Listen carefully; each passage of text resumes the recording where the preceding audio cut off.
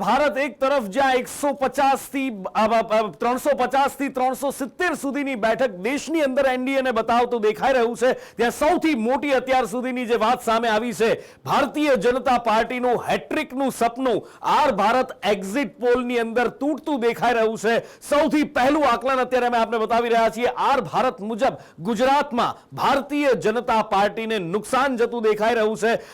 2 બેઠકો ઇન્ડિયા ગઠબંધનને મળતી હોય એવું અનુમાન આર ભારત દ્વારા વ્યક્ત કરવામાં આવ્યું છે. ઇન્ડિયા ગઠબંધન ગુજરાતની અંદર 2 બેઠકો જો જીતે તો હેટ્રિક મારવાનું સપનું ભારતીય જનતા પાર્ટીનું ગુજરાતની અંદર રોળાઈ શકે છે. એનડીએનું એ સપનું ગુજરાતની અંદર રોળાઈ શકે છે. આ અનુમાન છે આર ભારત દ્વારા એક્ઝિટ પોલ આપવામાં આવ્યા છે અને એમાં કહેવામાં આવ્યું છે કે 2 બેઠક એવી છે જે ગુજરાતમાં ભારતીય જનતા પાર્ટી હારી શકે છે, ઇન્ડિયા ગઠબંધન જીતી શકે છે, કારણ કે 24 થી 26 બીજેપી જીતી શકે છે એવું અનુમાન વ્યક્ત કરવામાં આવ્યું છે. પણ એની સાથે સાથે 2 બેઠક સુધી 0 થી 2 બેઠક જીતી શકે છે ઇન્ડિયા ગઠબંધન, એ અનુમાન વ્યક્ત કરવામાં આવ્યું છે. જ્યારે કે દેશની અંદર અનુમાન વ્યક્ત કરવામાં આવ્યું છે 543 બેઠકમાંથી 358 બેઠક કરતા વધારે જીતી શકે છે. પણ ગુજરાતની અંદર આ જે અનુમાન વ્યક્ત કરવામાં આવ્યું છે કે 26 બેઠક કદાચ ન પણ જીતી શકે આ વખતે ભારતીય જનતા પાર્ટી. અને આ વખતે બીજા એક આંકડા પણ આવી ગયા છે, પી માર્કના આંકડા આવ્યા છે કે જેમાં ભારતીય જનતા પાર્ટીને એટલે કે એનડીએ ગઠબંધનને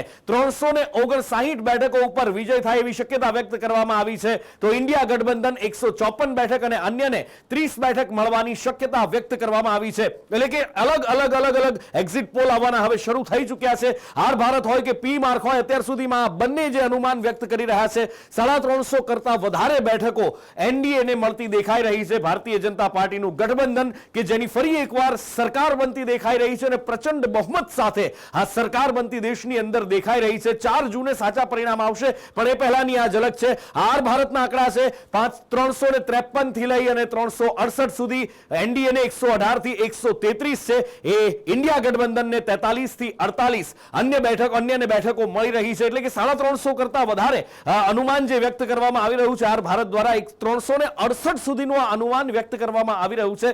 પણ સાચો આંકડો શું છે એ જોવાનું છે. પણ આ બધા વચ્ચે આર ભારતના ગુજરાતની અંદર જે તારણો સામે આવ્યા છે એ તારણ, એ એક્ઝિટ પોલ ચોંકાવનારા છે. 2 બેઠક સુધીની મળી શકે છે. એનો મતલબ સીધો એ છે કે 2 બેઠકનું નુકસાન થઈ શકે છે જો આ આંકડા સાચા સાબિત થાય, અથવા તો જો આ આંકડા હોય, એકવાર માની લઈએ કે આવું થાય ગુજરાતની અંદર, તો એ કઈ બેઠક હોઈ શકે? શું એ બનાસકાંઠા બેઠક હોઈ શકે? શું એ ભરૂચ બેઠક હોઈ શકે? શું એ વલસાડ બેઠક હોઈ શકે? શું એ સાબરકાંઠા બેઠક હોઈ શકે? ઘણી બધી ચર્ચાઓ આની ઉપર થઈ શકે એમ છે, કારણ કે અમુક બેઠકો એવી છે જ્યાં ભારતીય જનતા પાર્ટીની સામે ભારતીય જનતા પાર્ટી લડતી હોય એવું આ વખતે દેખાયું હતું. શું એ જામનગર બેઠક હોઈ શકે ગુજરાતની? શું એ સુરેન્દ્રનગર બેઠક હોઈ શકે? કારણ કે આંદોલન પણ અહીંયા આગળ થયા, એક વાક્ય કેવી આગ લગાડી શકે એ પણ આપણે જોયું છે. પણ અત્યારે જે તારણો સામે આવી રહ્યા છે એ તારણો દેશની અંદર ભારતીય જનતા પાર્ટીની સરકાર, એનડીએ ગઠબંધનની સરકાર પ્રચંડ બહુમત સાથે બનતી દેખાઈ રહી છે. અને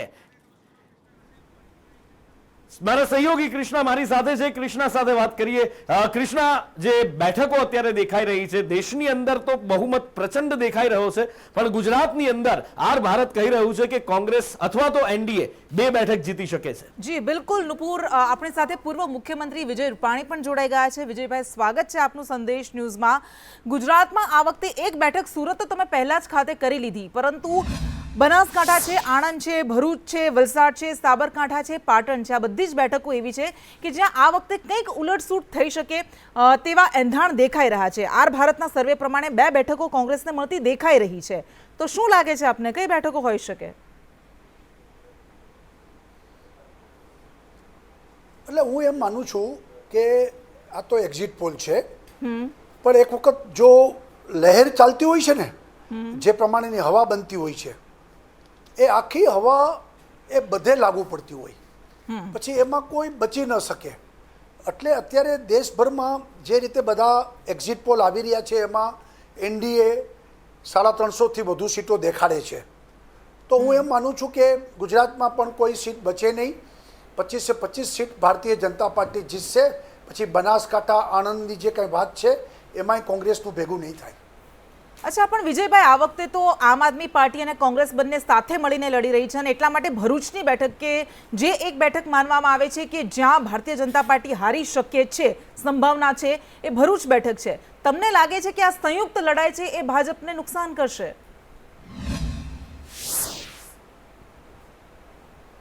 નો ડાઉટ સંયુક્ત લડાઈને કારણે થોડા મતનું પોલરાઇઝેશન થાય, હા, પણ હું એમ સમજુ છું કે ભરૂચ કાયમ મનસુખ વસાવા એ હિન્દુ વોટો ઉપર જીતે છે અને કોંગ્રેસ એ હંમેશા મુસ્લિમ વોટનો આધાર કરીને ચાલતી પણ આ હોય વખતે છે. તેવું નથી. એટલે એમાં પણ આ વખતે મનસુખભાઈને તકલીફ નહીં પડે અને પણ આ વખતે એવું તો અંકલેશ્વર, નથી. ભરૂચ જેવા મોટા સિટી એમાંથી મોટી લીડ મળશે. અચ્છા, હા, ઠીક જી. છે. હા, વિજયભાઈ, એક સવાલ એ પણ થાય કે ભારતીય જનતા પાર્ટીની આશા છે કે 26 બેઠક આ વખતે પણ અમે જીતવાના છીએ, પરંતુ જેવી ચૂંટણી પૂરી થઈ એટલે જે આંતરિક લડાઈ છે ફરી પાછી સપાટી પર આવી ગઈ હતી. પૂનમ માડમે ફરિયાદ કરી કે હકુભા જાડેજા સહિતના કેટલાક નેતાઓએ હરાવવાની કોશિશ કરી. જૂનાગઢમાં જે સામે આવ્યું, અમરેલીમાં સામે આવ્યું, નારણભાઈએ એવું કીધું કે આ તો કેવાય ઉમેદવારને મૂકી દીધા છે જેમને બોલતા પણ નથી આવડતું. રાજકોટમાં પણ જે આખો વિવાદ ઊભો થયો, તો તમને લાગે છે કે આ બધા વિવાદ અને આંતરિક લડાઈ એ ભાજપનું સપનું રોળી શકે છે?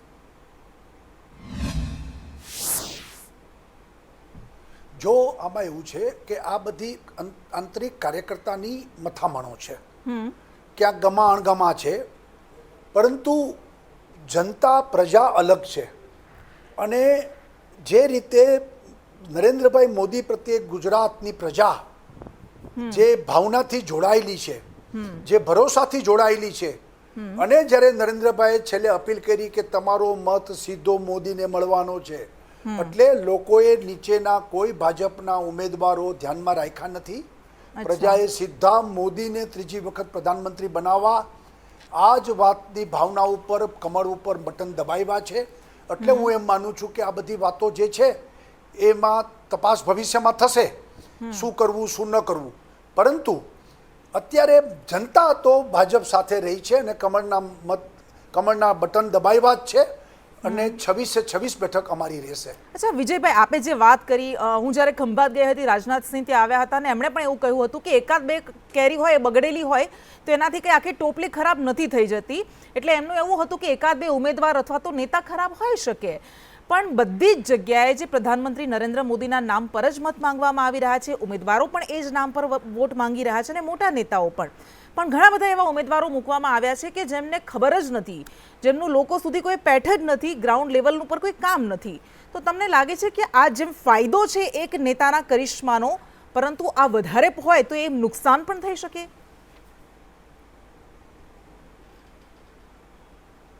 નહીં, એટલા માટે મેં પહેલાં કીધું એમ કે લોકોએ મત મોદીના નામે આપ્યા છે. લોકોએ 10 વર્ષમાં ભારતીય જનતા પાર્ટીની સરકારની જે કામગીરી થઈ છે, બધા વાયદા પૂરા કર્યા છે, રામ મંદિર, કાશ્મીરમાં 370મીની કલમ, કોમન સિવિલ કોડ, પછી દેશની પ્રગતિ, દુનિયામાં ભારતની પ્રતિષ્ઠા વધી છે. એટલે મોદી સાહેબની જે છાપ છે પ્રમાણિકતાની, એને લોકોએ એન્ડોર્સ કરી છે, મોદીના નામે મત આપ્યા છે. એટલે આ ઉમેદવાર જોયા જ નથી લોકોએ. અને હંમેશા રાષ્ટ્રીય ચૂંટણીમાં આ જ રીતે હોય છે, ઉમેદવાર મહત્ત્વના ઓછા હોય છે, લોકો કેન્દ્રની નેતાગીરી જોતા હોય છે. અને એટલે જ એનડીએ પાસે મોદી જેવા નેતા છે, જ્યારે ઇન્ડી જે ગઠબંધન છે એની પાસે મોદીની બરાબરીના કોઈ નેતા નથી.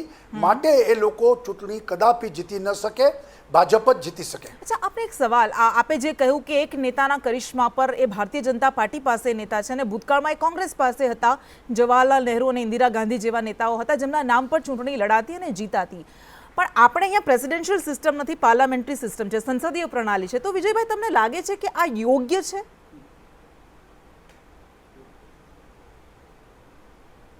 જો આમાં એવું હોય છે કે અંતે તો બધા નિર્ણય દેશ હિતના એ પ્રધાનમંત્રી કરતા હોય છે અને ઉપલું નેતૃત્વ એના નીતિ રીતિથી દેશ ચાલતો હોય છે.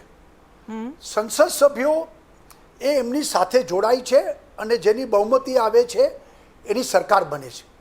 પ્રેસિડેન્શિયલમાં એટલો જ ડિફરન્સ છે, એ સેનેટને જવાબદાર તો છે જ અમેરિકામાં ને બધે, પરંતુ ડાયરેક્ટ પ્રેસિડેન્ટની ચૂંટણી થાય છે, આપણે ત્યાં ઇનડાયરેક્ટ ચૂંટણી થાય છે. પરંતુ પ્રધાનમંત્રી કોણ બનશે અને દેશ કોણ ચલાવશે, કોના ભરોસે આ દેશ ચાલવાનો છે, એ જનતા નક્કી કરતી હોય છે.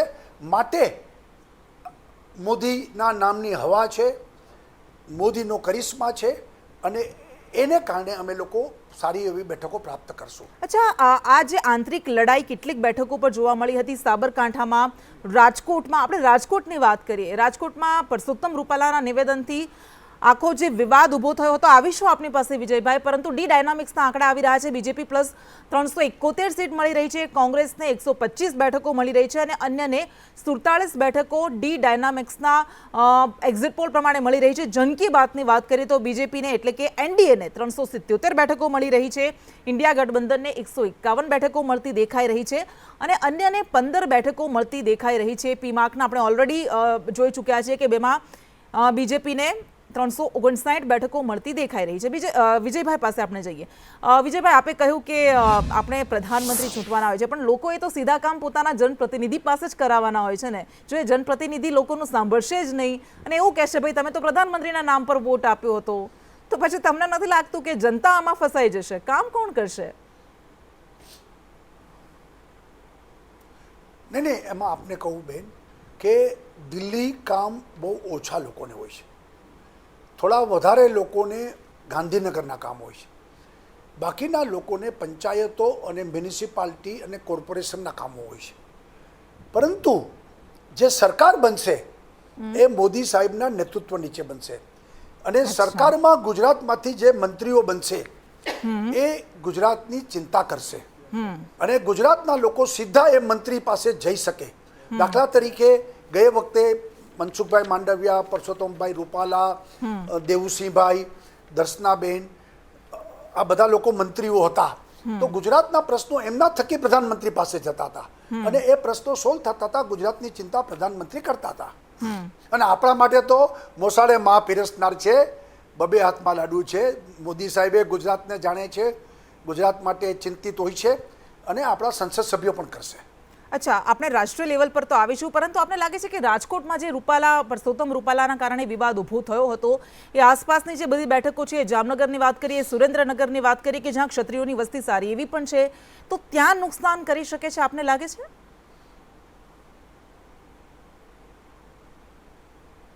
એટલે મારું માનવું છે આ કમનસીબ ઘટના હતી.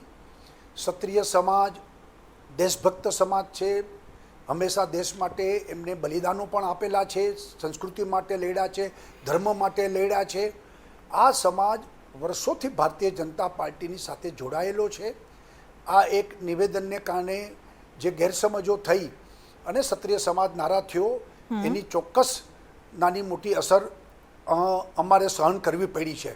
પરંતુ રૂપાલાએ વારંવાર માફી માગવાને કારણે હું એમ માનું છું કે સમજદાર મતદારોએ ભાજપને મત આપ્યા જ છે અને એને જ કારણે જે સર્વેમાં આવે છે કે 26 બેઠક ભાજપ જીતશે એ થશે અને ભવિષ્યમાં આ ક્ષત્રિય સમાજને સાથે જ અમે જોડીશું અને સૌનો સાથ સૌનો વિશ્વાસ એ સૂત્ર સાથે અમે આગળ વધીશું. અચ્છા વિજયભાઈ, 400 પારનો નારો આ વખતે આપવામાં આવ્યો અને પીએમ મોદી અને અમિત શાહે તો વિશ્વાસ વ્યક્ત પણ કરી દીધો કે અમે તો જીતી ગયા છીએ, એમ સમજી જ લો તમે.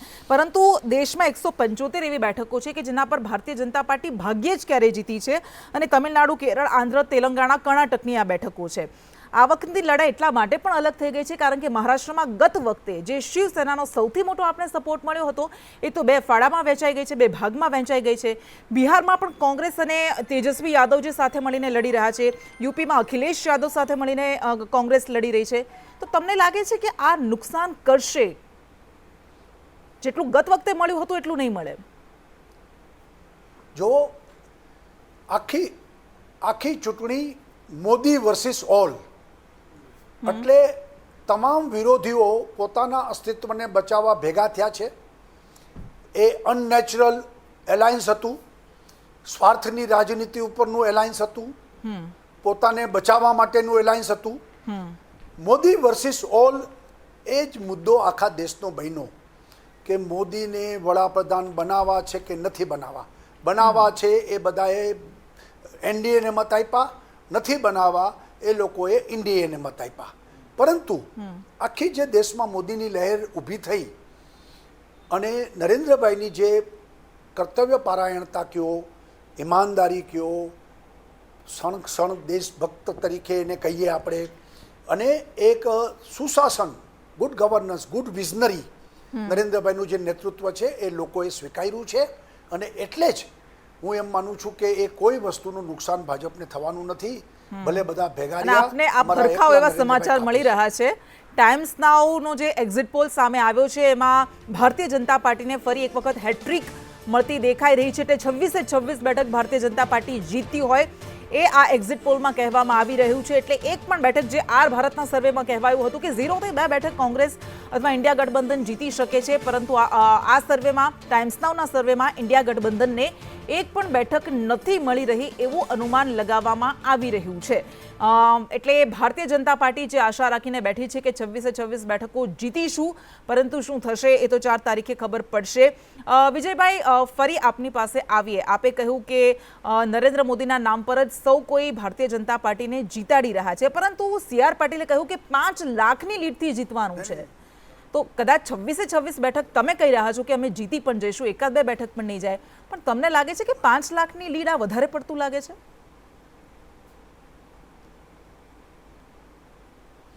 એટલે અમારો એક કોન્ફિડન્સ હતો કે ખૂબ સરસ મજાની કામગીરી નરેન્દ્રભાઈના નેતૃત્વમાં થઈ. અમારો કોન્ફિડન્સ છે કે સૌનો સાથ, સૌનો વિકાસ, બધાને સાથે લઈને અમે ચાલ્યા છીએ. અમારો કોન્ફિડન્સ છે કે અમે દુનિયામાં દેશની પ્રતિષ્ઠા વધારી છે.